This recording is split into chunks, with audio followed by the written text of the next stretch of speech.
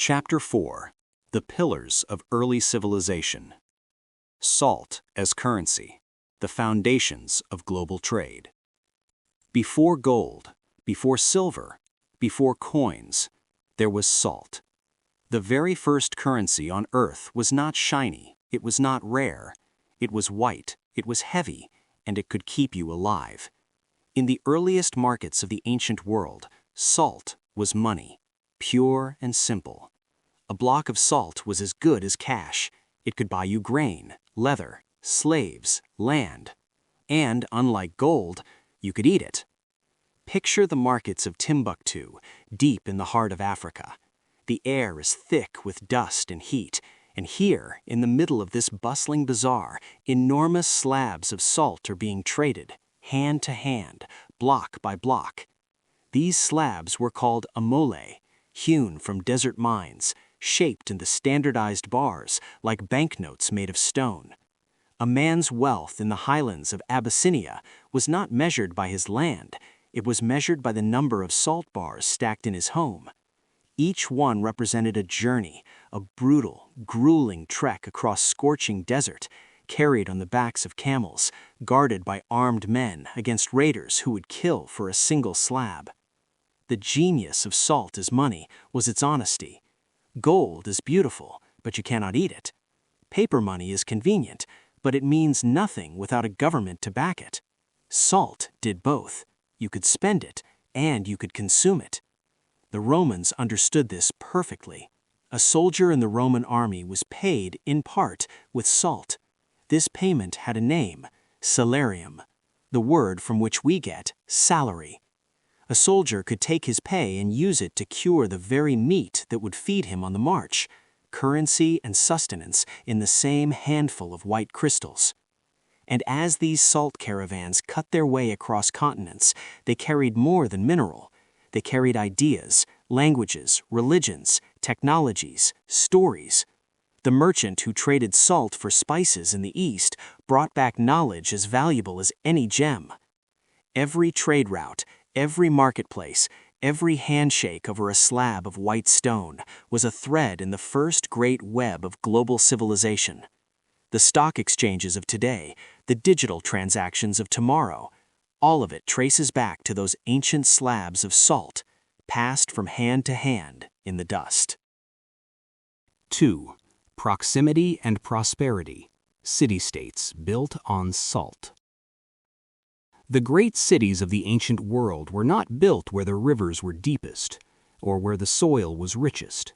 They were built where the salt was. A city that controlled a salt source did not just have a resource, it had power. Start with Venice. Rising from the marshes of the Adriatic Sea, Venice looks, at first glance, like an impossible city, built on nothing but water and mud. And yet for centuries it was one of the wealthiest places on Earth. The secret was not marble, not trade winds. It was the salt flats stretching out across the lagoon. The leaders of Venice saw something other cities missed. While kingdoms fought over land, the one who could preserve food would rule the seas. Salt meant power over survival itself. The wealth from those shimmering flats funded everything. The grand palaces along the canals, the warships that dominated the Mediterranean, the diplomats who shaped the fate of nations. Venice did not just trade salt, it built an empire on it. Now travel east to the edge of the Jordan Valley. Here sits Jericho, one of the oldest cities on Earth, a place where humans have lived continuously for over 10,000 years. Why here? The Dead Sea stretches out just a short distance away, a vast, still mirror of ancient brine, and from it, salt, bitumen for waterproofing ships, minerals for trade and medicine. The great stone towers of Jericho were not built just to protect people. They were built to guard the wealth that flowed from the salt flats below. The surplus allowed something remarkable.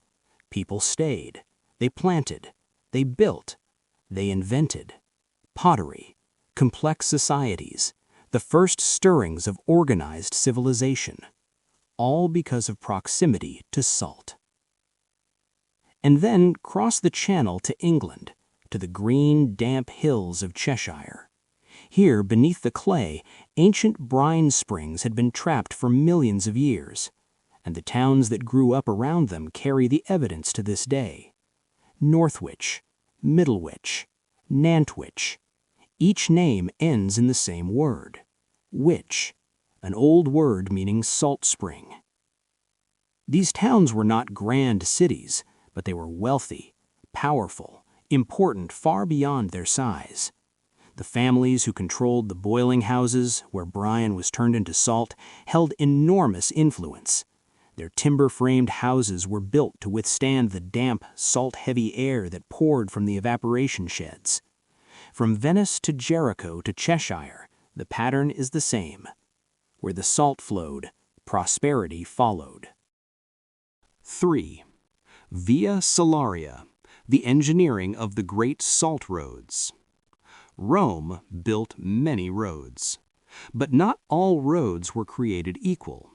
The Appian Way carried armies, the Via Flaminia carried emperors, but it was the Via Salaria, the salt road, that carried the lifeblood of the empire. Stretching from the salt pans on the coast near Ostia, deep into the rugged mountains of central Italy, and all the way down to the Adriatic shore, this was not just a path, it was an engineering masterpiece. Walk this road in the 1st century. Feel the ground beneath your feet. Massive slabs of dark stone fitted together with the precision of a surgeon's hand, each one cut and shaped so that even under the crushing weight of thousands of ox-drawn wagons, the road would not sink, would not crack, would not give.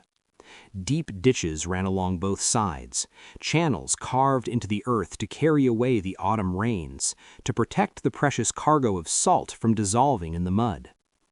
Every mile, a stone pillar, a quiet marker, a reminder that the Roman state was watching, that this road was protected, that the salt would get through. The air along the Salaria told its own story. At the coast, thick with the salt-laden mist of the evaporation ponds, the sun-blackened workers raking white crystals into gleaming pyramids on the flats. Further inland, the smell of dust, of animal sweat, of leather and wheels turning. Along the way, inns and relay stations appeared at precise intervals, places where merchants could rest, where horses could be swapped, where a man from the hills might sit beside a sailor from Rome and share a meal. These stopping points became small communities, villages, towns, all of them born from the salt road. The Romans did not just move salt across the mountains, they stitched the empire together with it. They bound the interior tribes to the capital. They ensured that every legion, no matter how far from Rome, could preserve its rations and keep marching. The Via Salaria proved something that the Romans understood deeply. The true power of an empire is not in its walls. It is in its ability to move the things that matter across the things that are difficult. 4. Strategic basins, military conflicts for mineral wealth.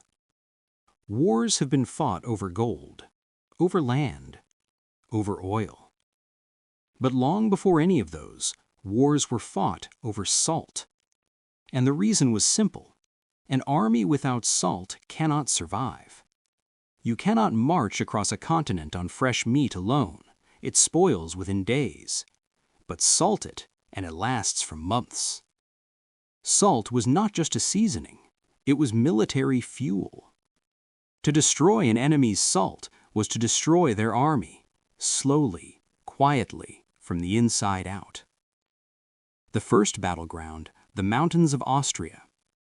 Here, deep beneath the Alps, lay some of the richest salt deposits in Europe.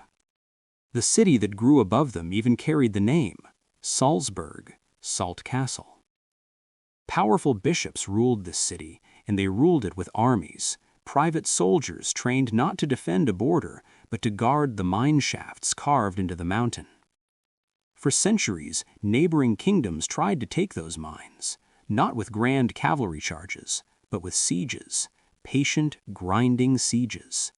because whoever controlled the salt of Salzburg controlled the price of preserved food across half of Europe. A single city built on a mountain of white crystal, and it shaped the politics of a continent. Now cross the Atlantic to the American Civil War. The South was losing. The Union Navy had blockaded the coast, supplies were running thin, and the most desperate shortage was salt. Without salt, the Confederate Army could not cure its bacon, could not preserve its beef. Soldiers began to weaken, to sicken, to disappear. The Union commanders saw the opportunity. In Virginia, there was a place called Saltville, a town built around salt works, boiling pans, brine wills. The last great source of salt the South had left. The battle that followed was fought with brutal intensity. Men did not die there for a flag alone. They died for evaporating kettles, for brine wills dug into the Virginia clay. When the Union finally destroyed Saltville, they did not just wreck the machinery, they broke the South's ability to feed itself. Salt had decided the war long before the final surrender was signed. And in the ancient Near East, the shores of the Dead Sea told a quieter but no less bloody story. Here, the mineral-rich brine funded armies, built palaces, supplied the chemical needs of an entire civilization: medicine, shipbuilding, preservation. Kingdoms fought over those shores for generations. Fortresses were built not at mountain passes, but directly over salt marshes, because a city with salt could stockpile food for years. A city without it was a city counting down to surrender. In the theater of war, the lowliest mineral was often the highest priority. 5. The social hierarchy, from above to below the salt. Salt did not just feed civilizations, it sorted them. In the great banquet halls of medieval Europe, a single object sat at the center of every table, and it divided the room into two worlds: the salt cellar. But this was not the modest ceramic dish you might find in a modern kitchen. This was the nef. Picture it, a magnificent vessel shaped like a ship in full sail, crafted from solid silver, sometimes gold, encrusted with rubies and sapphires, polished until it gleamed like a small sun in the flickering torchlight. It was placed at the center of the long table, directly in front of the host, and it became the most important line in the room. Sit on the side of the nef closest to the host, and you were somebody. You were family. You were nobility. You were trusted. The salt served to you was pure, brilliant white, fine ground and shimmering like crushed diamonds, the finest salt in the land, reserved for those closest to power. Now sit on the other side, below the salt. The table stretched away from the host into the darker corners of the hall, the drafty edges where the light did not quite reach. Here sat the lower gentry, the clerks, the servants, the hangers-on. And the salt served to them was different. Gray salt, coarse, heavy with bitter minerals and the grit of the earth. Not the pristine white crystal of the nobility, but the rough, unrefined product of the sea.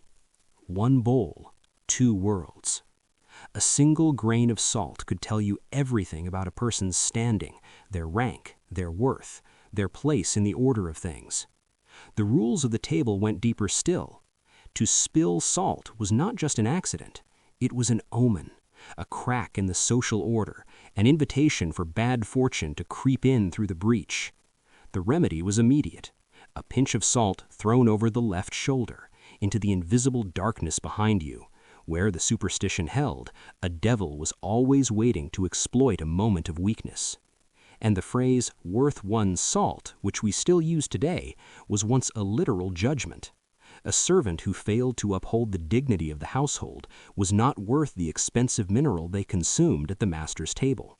Salt had become a judge, a silent, crystalline arbiter of human worth.